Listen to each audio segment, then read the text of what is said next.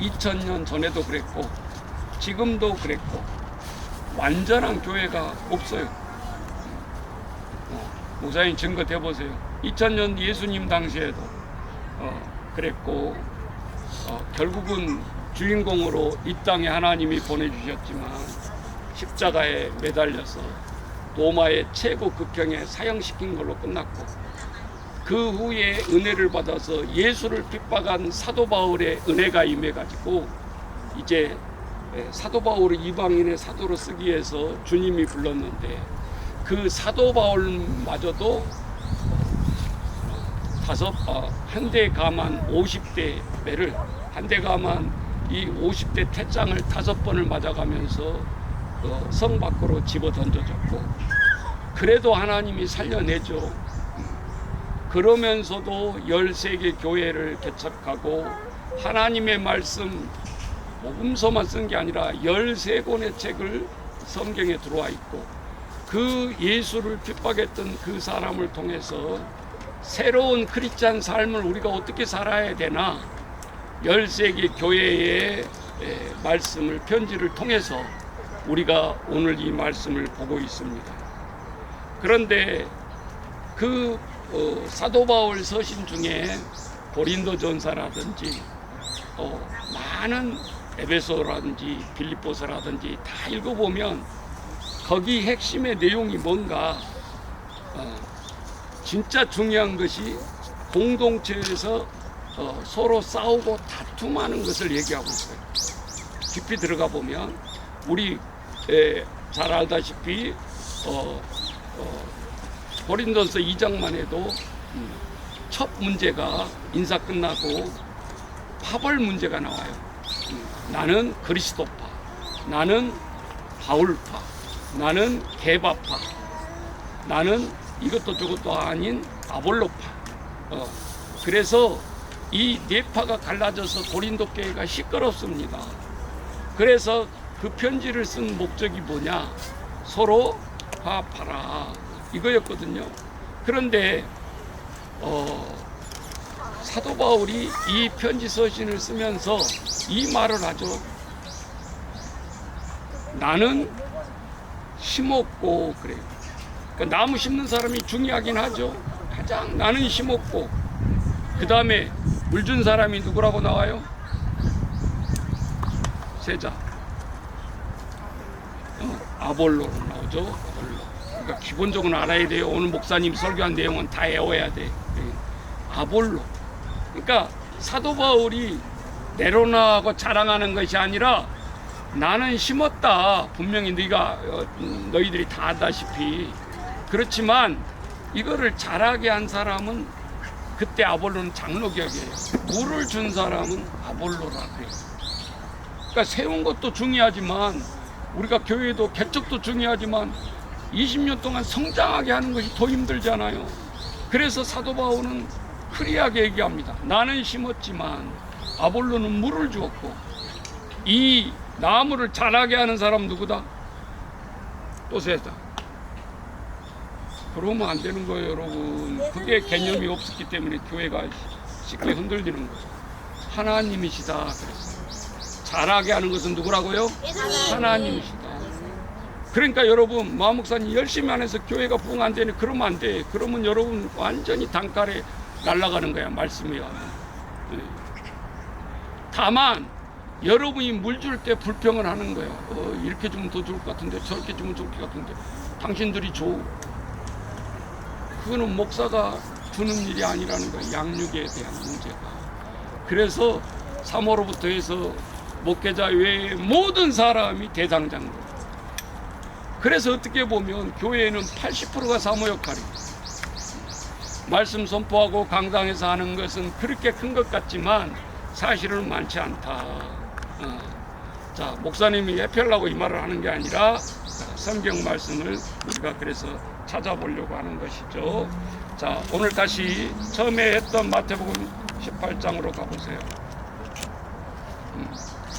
자, 우리가 야유에 배웠지만 생명의 양식을 맛있게 먹어야 육신의 양식도 꿀맛이 되는 거예요. 자, 아침 안 먹고 와가지고 지금 아이고 배고픈데 그런 사람들 볼 수 있을 텐데, 자 오늘 18장 20절만 딸랑 읽었는데 이 말만 절대 본문을 이렇게 뽑아가지고 해석하지 마라 그랬죠.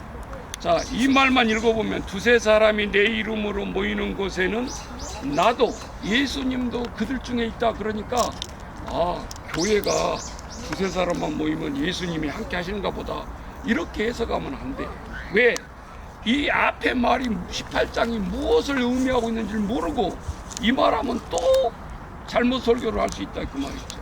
자, 우리가 뽑아서 하는 것도 중요하고 전혀 의미가 없는 것은 아니지만, 자 오늘 18장 맨 앞으로 가보세요. 1절부터 가보세요. 여기도 가만히 보니까 쌈박질이 시작되고 있는 거예요. 예수님 앞에서. 이거는 이제 바울이 앞에 아니에요. 아까는 서신은 바울 앞에서 서로 우리파 내파 니파 뭐 하면서 사도 바울도 다 나는 바울파다 그러면 기분 좋아할 것 같은데 내가 세례 3명밖에 안 준 것을 천만 다행으로 여긴다 그랬어요. 그 말이 무슨 말이죠? 나 바울한테 받았는데 우리 같으면 지금 같으면 예를 들면 조영규 목사님 지금 이제 돌아가시고 없지만 난 조영규 목사한테 세례 받았어. 이제 이렇게 나설 수도 있다 그 말이에요. 그런데 성경은 사도 바울은 성결관이 정확했던 것을 우리가 뭘 보면 알 수 있냐? 내가 3명밖에 세례를 안 준 것을 천만 다행이라고 생각합니다. 왜? 나의 팔하고 내 이름을 대면서 공동체 조직을 흐트러뜨릴까 염려되는 거예요. 그 말을 한 거고, 자 오늘은 마태복음 18장 1절은 예수님 앞에서 누가 크냐 쌈박질하는 거예요. 자세히 보세요. 여러분 무심코 읽어버리면 안 돼.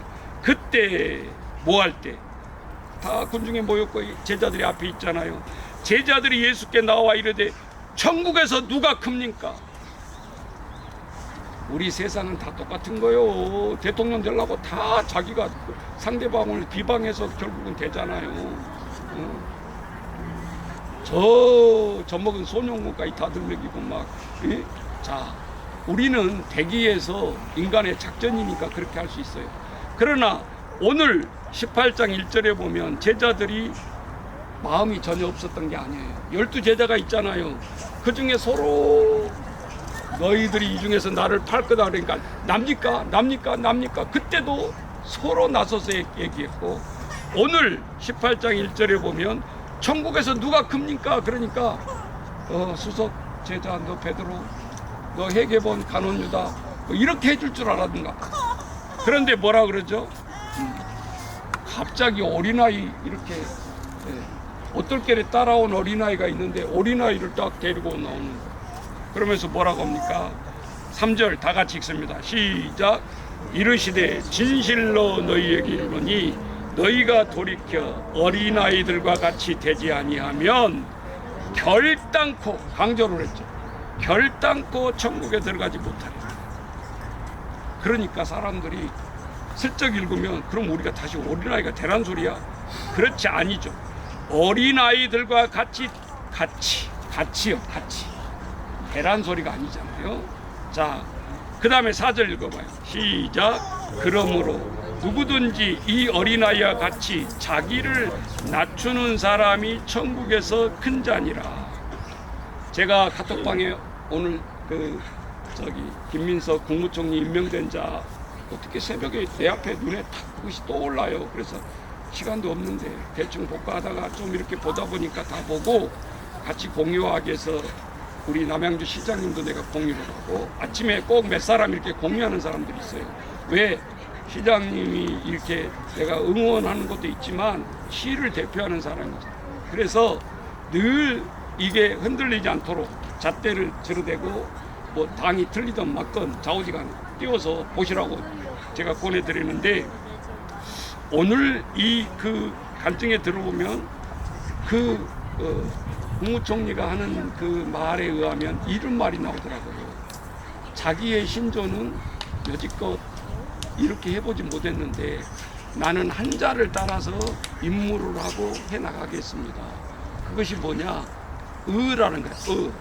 로마서에 나오는 하나님의 은데 을을 한자풀이 해보니까 가만히 생각해보니까 맞더라고. 을자가 여러분 어떻게 되죠? 위에가 양자예요. 맞죠? 그리고 밑에가 나 자신이란 나 아자가 합쳐진 단어예요. 이게 의예요. 그러면 그 의의 기본적인 의미를 그분은 깊이 얘기 안 했는데 나는 들으면서 그런 생각을 했어요. 우리가 하나님의 의를 이루려면 양 밑에 내 자신이 서야 된다는 거예요. 그게 겸손이더라고 보니까. 그러니까 의를 이루라 의를 행하라 자꾸 했는데 개념적으로 의를 받아들이지 마시고 한자 순수한 풀이로 보면 그 사람들이 예수 믿는 민족이 아닌데 어떻게 희한하게 한자를 이렇게 만들었을까? 양 밑에 나자. 그러니까 지금 정부도 자꾸 국민의 정부 뭐 말끝마다 국민 뭐 요즘은 국민 추천제까지 또 나왔잖아요. 당신들이 임명해봐라 그러면. 자 오늘 우리가 하나님 앞에 이렇게 보면서 귀한 것이 무엇일까? 자, 첫 번째 이 예수님이 이 말씀을 하시면서 깊이 들어갑니다. 자, 그 다음 보세요. 5절 다 같이 시작. 누구든지 내 이름으로 이런 어린이 하나를 영접하면 어떻게 된다고 했어요? 나를 영접한 것이다. 여러분 아이들을 싫어하고 아이들을 내쫓으면 결국은 예수님을 쫓는 것이다. 정신 바짝 차려야 돼. 우리 한국교회가 주일학교가 다 문을 닫고 있는데 얼마나 그게 큰 행별인지 아세요? 그게 미래가 없는 거고 저출산을 떠나서 한국에 미래가 없는 거예요. 정신 바짝 차려야 된다. 어떤 사람이 그러더라고요. 저출산 위해서 추천해달라고 막 했더니 안티 댓글 하나 달았어요. 공무원부터 자녀들 많이 낳게 하세요. 공무원 중에서 자녀 없는 사람이 너무 많아요. 그러면 저출산은 뭐요? 허공의 메아리라는 거죠. 그래서 요즘 애 안 낳은 사람 공무원 하기 힘들겠어 이제는. 예. 그 말을 어떻게 하겠냐고. 애들 좀 낳으라고. 자신도 없으면서. 그래서 어렵다라는 거예요. 예. 이제는 행위일치 시대이기 때문에 행위로 그렇지 아니하면 인정을 안 합니다. 더 힘들어진다 그 말. 그런데 2000년 전에 이 말씀은 진리고 맞다 그 말이죠. 자 보세요. 자 누구든지 6절 다 같이 읽습니다. 누구든지 나를 믿는 이 작은 자 중 하나를 실족하게 하면, 실족한다라는 것은 상처를 주고 너무 힘들게 한다라는 거죠. 예. 그러면 예수님이 가만히 있느냐? 아니다. 차라리 연자 맷돌이 그 목에 달려서 깊은 바다에 빠뜨리고, 지옥 묘사를 이렇게 비유를 한 거예요. 니들 한 소자, 우리 믿음의 사람들 한 생명을 실족하는 죄가 얼마나 큰 줄 아냐? 지옥에서의 가장 큰 형벌인 줄 알아라 그 말이죠. 예. 그런데 우리가 막상 케어를 해보고 우리가 생활을 해보면 화 안 내고 애들 힘들게 할 때 우리가 가만히 있을 수가 없어요. 그것도 예수님이 인정하고 있어요. 잘 보세요 본문을. 자 7절 다 같이 시작. 실족하게 하는 일들이 있으므로, 인정했잖아요. 말미암아 세상에 화가 있도다. 실족하게 하는 일이 없을 수는 있다 없다. 없으나 실족하게 하는 그 사람에게 화가 있도다. 세상이 일어나는 거, 세상이 이렇게 힘들어, 경제가 힘들어, 뭐가 힘들어, 그래서 자살하고 있을 수 있어요. 이해할 수 있어요. 그렇다고 해서 자살해야 되는가? 그 사람에게 화가 있는 거예요. 우리가 성경 말씀을 늘 상황윤리를 생각해야 돼요. 목사님이 한 번 한 적이 있는데 생각나실 거예요. 여러분 고속버스 운전수가 110km를 달리지 않으면 위법이야. 오히려 40km 달려봐요. 고속버스가 나 안전을 천천히 간다고. 그러면 그게 걸리는 거야. 40으로 달렸기 때문에. 오히려 그러면 110 놓고 달리는데 110을 낮춰서도 안 되는 거야. 그게 경제 속도기 때문에. 그런데 앞에 갑자기 미친 뭐 짐승이 나타났다든지 갑자기 어떤 돌진한 차가 나타날 수 있잖아요. 역주행차도 나타나고 그러잖아요. 그러면 내가 110km를 달리는데 급정거를 하면 45명이 다 죽어요. 엎어져서. 그쵸? 네. 그렇다고 피할 수도 없어요.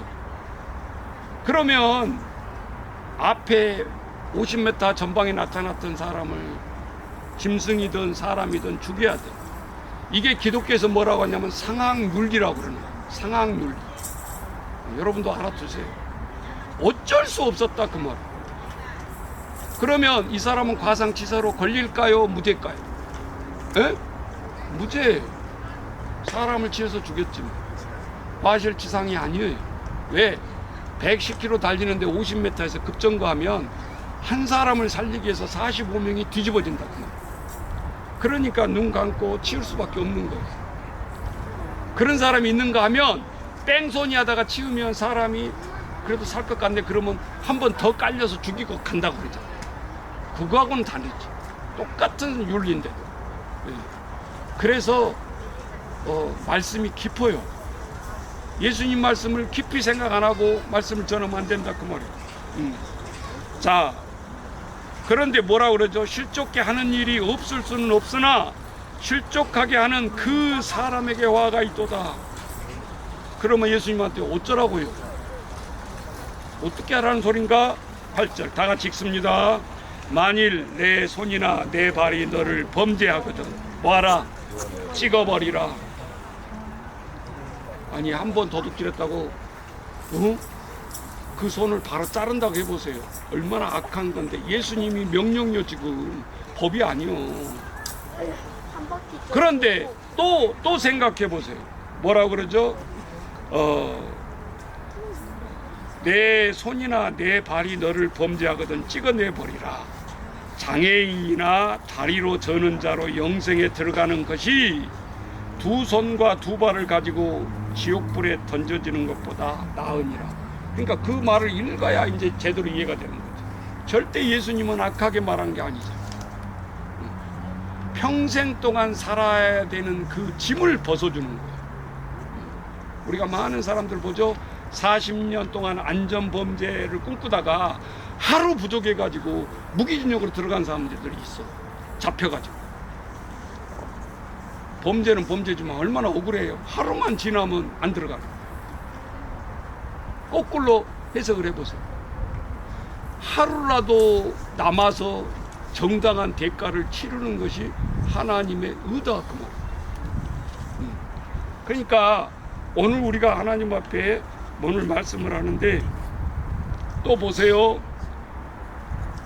우리는 늘 보면서 죄를 짓는데 9절에 만일 내 눈이 너를 범죄하거든 빼어내 버리라. 범죄하면 눈 빼래. 그런데 한 눈으로 영생에 들어가는 것보다 두 눈을 가지고 지옥불에 던져지는 것보다 나으니라. 그러면서 10절까지만 하겠습니다. 자, 삼가 이 작은 중 하나도 업신여기지 말라. 너희에게 말하노니 그들이 천사들이 하늘에서 하늘에 계신 내 아버지의 얼굴을 항상 배웠느니라. 너희 생각에는 어떠하냐? 만일 어떤 사람이 양 100마리가 있는데 그 중에 하나가 길을 잃었으면 그 99마리를 산에 두고 가서 그 잃은 양을 찾지 않겠느냐? 우리한테 생각하게 말씀을 던져요. 오늘 들어본 그 카톡방에 그 국무총리 간증해 보니까 이 힌트가 나오더라고요. 나도 몰랐어요. 여러분, 우리 교회 들어가려면 오른쪽에 맨 먼저 선팅하는 그림 기억하시죠? 목자의 상이라고 그래요. 그런데 그 목자의 상이 그림이 어디서 나왔을까요? 아직 다 한 번도 안 들어본 사람 같아요. 아직 기억이 안 나죠. 들어보세요 꼭. 북한 공산당에서 그 목자가 김일성, 김정일을 상징하면서 화가가 그렸다라는 거예요. 근데 우리 한국교회 장로님이 몰래 그 그림을 가져와서 인쇄를 하면서 퍼뜨리기 시작했는데 그것이 목자의 상이라는 그림이에요. 그러니까 여러분 그런 생각이 여러분 생각이라도 해봤어요? 어떤 미술적인 크리스찬 화가가 그들을 생각하면서 그렸겠지 이렇게만 생각을 했지, 이게 북한에서 발생한 목자의 상이라는 것을 1%라도 생각해 봤냐고. 그래서 북한의 신앙을 무시하면 안 되는 거예요. 다 가려져 있잖아요. 예. 그래서 오늘 우리가 이제 이 말씀을 통해서 우리 공동체에, 우리의 모든 것들을, 우리 평강 가족의 공동체를 생각해 보게 됩니다. 오늘 히브리서 읽었던 말씀 중에 따라서 해보세요. 서로 돌아보고. 너희가 서로 돌아보라. 그거는 어떤 대상이 정해져 있잖아요. 서로 돌아보라는 거죠. 가난한 자, 뭐 기초수급자만 돌아봐, 그런 소리가 아니야. 성경은 그래서 자너라 우르라 치우치지 않는 말씀이란 말이야. 서로 돌아보아서 너희들이 치리하라는 거예요. 그래서 실제적으로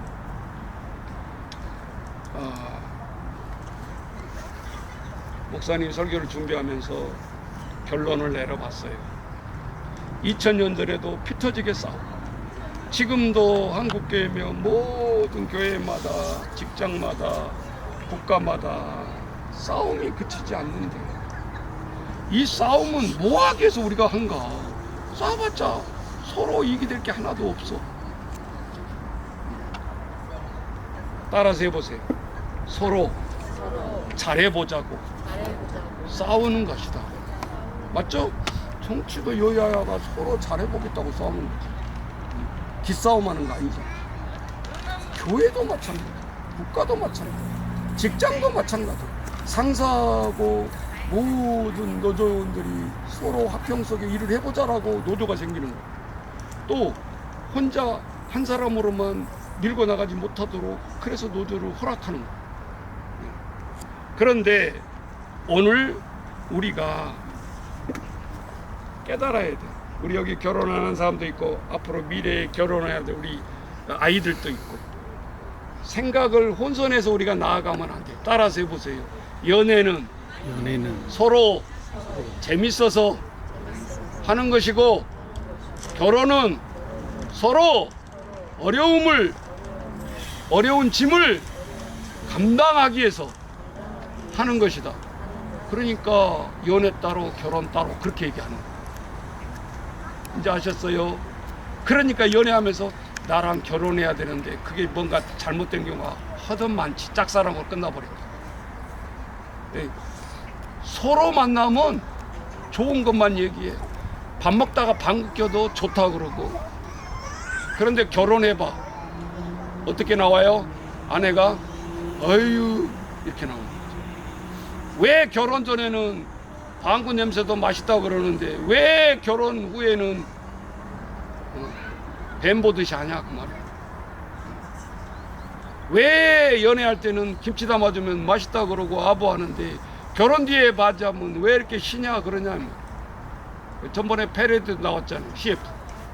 그러니까 남자가 뭐라고 시아버지가 따라서 해보세요. 사랑이 식은 거지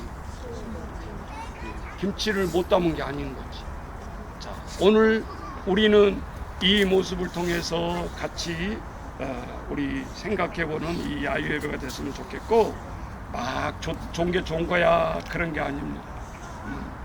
자, 오늘 우리가 그 당시에는 조금 배경을 더 얘기하자면, 어린아이하고 여자는 숫자도 안 들어가요. 하다못해 어린아이를 어떻게 써먹었냐, 몰렉 신들은 신이 화내지 않도록 사람을 제물로 불구덩이 속에 집어던져. 그러니까 사람을 사람같이 안 보는 거야, 애들과 여인네들은. 그래서 사마리아 여인이 그러잖아. 당신은 어떻게 남자인 유대인이 이방인 여자에게 물을 달라고 합니까? 그 말이 그래서 나오는 거예요. 목마른데 가다가 물 한 그릇 달라는 게 뭐 잘못된 거 그게 아니요. 그 당시 문화의 배경은 그랬기 때문에, 개 취급을 했기 때문에 사마리아 여인이 감격해서 하는 말이야, 예수님 앞에. 어떻게 당신은 유대인인데 사마리아인 나에게 물을 달라고 하십니까? 그렇다고 하면 오늘 이 본문의 말씀을 정확하게 이해할 수 있어요. 왜 어린아이를 예수님이 들먹였을까? 우리처럼 어린아이가 귀해서 그게 아니요. 그 당시에는 사람 취급을 못 받았어. 오늘 우리가 이 말씀을 생각하면서 우리는 어떻게 가야 될까? 자, 우리가 사람을 우리가 일을 치료하는데 목사님이 말씀을 준비하면서 하나님이 지혜를 주시더라고요. 성경 말씀이 그대로 우리들에게 있잖아요. 자, 한 장만 더 거기 본문 찾아보세요. 이거 하고 마칠게요. 빌립보서 2장 가보세요. 빌립보는 사도 바울이 지금 현상적으로 감옥에 갇혀 있고 신라하고, 그리고 빌립보 교회는 쌈박질이 나서 싸움을 하고 있는 거예요. 그런데 참다 못해서 이 바울이 빌립보 교회에게 편지를 쓴 것이 오늘 빌립보서예요. 그 중에 2장에 보면, 자, 빌립보서 2장이란다. 4장 2절부터 7절 다 같이 읽습니다. 카톡에 있습니다. 다. 내가 유오디아를 권면하고 순두개를 권면하오니 주 안에서 뭐하라? 같은 마음을 품어라. 이게 문제가 있는 거예요. 어디 가든지 하나의 마음을 합쳐지지 아니하면 그거는 말로만 공동체지 다 부스러집니다. 두 번째, 자 3절, 또 참으로 나와 멍에를 같이 한 내게 구하노니 복음에 나와 함께 힘쓰던 저 여인들을 돕고 또한 클레멘트와 그 외에 나의 동역자들을 도우라. 그 이름들이 생명책에 있느니라. 우리가 너무나 잘 알고 있는 말씀이 그 다음에 나옵니다. 주 안에서 기뻐하라. 다시 말하니 기뻐하라. 아무것도 염려하지 말고 기도와 간구로 너희 구할 것을 감사함으로 하나님께 아뢰라. 그렇게 나오잖아요. 그래서 자, 우리 치료의 방법은 마태복음에 있는데 제가 시간 없으니까 요약합니다. 교회에서 문제가 생기면 가르쳐주고 있어요. 예수님이. 그 당사자에게 찾아가서 해결을 하라 그랬어요. 절대 퍼뜨리면 안 되는 거야. 이게 우리는 상담법을 잘 알고 있어야 돼요. 우리 아이들 또 케어를 많이 하니까.